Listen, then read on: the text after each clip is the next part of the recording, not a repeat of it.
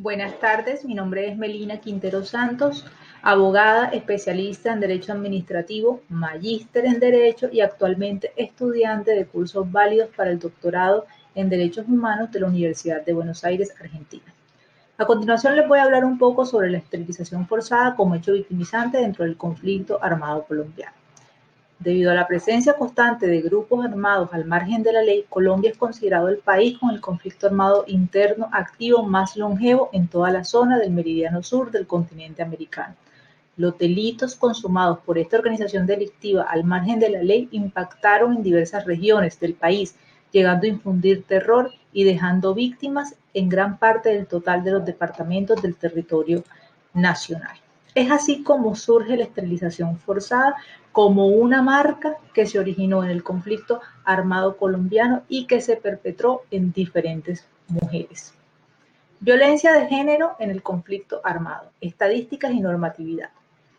Para entrar a hablar del tema es importante definir lo que es la esterilización forzada y es un método anticonceptivo definitivo que se realiza en contra de la voluntad de esa persona que es sometida por la fuerza. En este caso, diversas mujeres fueron sometidas por la fuerza por grupos al margen de la ley, específicamente paramilitares. De acuerdo con la Unidad para la Atención y Reparación Integral de las Víctimas, la cifra de víctimas del conflicto armado asciende a 8.944.137 personas. Esta estadística es del año 2019. A corte de fecha 2021 encontramos que las víctimas del conflicto armado superan los 9 millones de personas.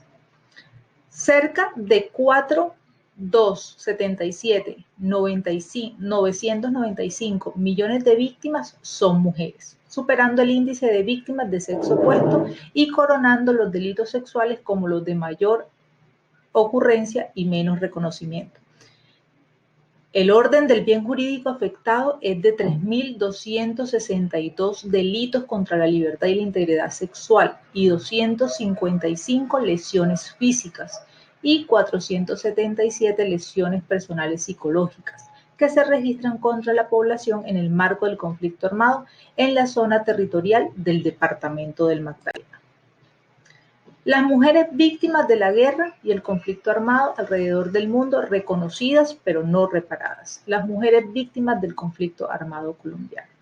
Conforme a las cifras arrojadas por la primera encuesta de prevalencia de violencia sexual en contra de las mujeres en el contexto del conflicto armado colombiano, realizada por la Casa de la Mujer e impulsada por Oxfam en 2010, se estimó que el 82.15% del total de las mujeres fueron víctimas de algún tipo de violencia sexual, de un total equivalente a 489.678 mujeres que no denunciaron los hechos ocurridos en el cerco del combate entre fuerzas al margen de la ley y el Estado colombiano.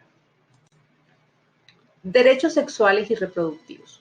Los derechos sexuales y reproductivos como parte de los derechos internacionalmente reconocidos e inherentes a cada persona son de vital importancia para el ser humano, así como los derechos humanos tradicionales. A protección de estos no se debería desconocer el género del sujeto ni su contexto, teniendo como referencia el combate, el conflicto o la guerra. Los derechos sexuales y reproductivos deberían en correspondencia ser tenidos en igual grado de relevancia y ponderación con la vida y la dignidad, al encontrarse en estricto sentido atados a estos últimos cuando dependa elegir libremente ser madres o no. Este caso de la esterilización forzada surge como una investigación en el departamento del Magdalena, en donde se logró constatar que diferentes mujeres fueron esterilizadas por grupos paramilitares con la intención de que no parieran más guerrilleros. Reparación integral para las mujeres víctimas del conflicto armado. La mujer no solo sufre su condición de víctima del conflicto armado, es víctima de un sistema también que no le brinda el acompañamiento psicológico y social necesario debido a la escasa relevancia que se le atribuyen a hechos como la violencia de género. Es por ello que se pretende el reconocimiento de las medidas que modifiquen su situación y permita tener oportunidades para rehacer su vida. En este caso especial de la investigación, encontramos que estas mujeres, a pesar de ser víctimas de esterilización forzada, un delito de contenido sexual establecido en el Estatuto de Roma, artículo 7, considerado como un delito de lesa humanidad, no fueron tenidas en cuenta al momento de hacer la inscripción en el registro como víctimas de tal tipo penal, sino como víctimas de lesiones personales físicas. Situación que imposibilita a estas mujeres a ser reparadas de manera integral y a tener una verdadera justicia para los casos en los que fueron víctimas. En suma, que exista un cambio en relación del Estado con las víctimas, del estigma, el reconocimiento de sus necesidades, estas últimas no como un apoyo o ayuda, sino como un derecho que deberían tener acceso. Esterilización forzada. En Colombia, la esterilización forzada en el marco del conflicto armado se ha caracterizado por poseer unos criterios de valoración cuestionables frente a la realidad que viven cientos de mujeres reconocidas y no reconocidas como víctimas de dicho crimen. La esterilización forzada constituye el quebrantamiento de múltiples instrumentos de derechos internacionales, como es la Declaración Americana de los Derechos y Deberes del Hombre, la Declaración Universal de los Derechos Humanos y el principio del consentimiento informado. La Declaración Americana sobre los Derechos y Deberes del Hombre como instrumento base de las sociedades civiles y el resguardo de los derechos humanos insta a los gobiernos a legislar en beneficio de una gobernanza con origen en la dignidad humana, la prestación y la reparación de estos preceptos. La Ley 1448 del año 2011 es la Ley de Víctimas y Restitución de Tierras. Esta ley es el actual marco regulatorio del reconocimiento y reparación de las víctimas del conflicto armado. Configuró herramientas, medidas y prerrogativas claras y precisas entre las que se encuentra la reparación. Esta forma reparatoria precisa deficiencias en su eficacia y su verdadero sentido, debido a un tejido débil de abstracción conceptual.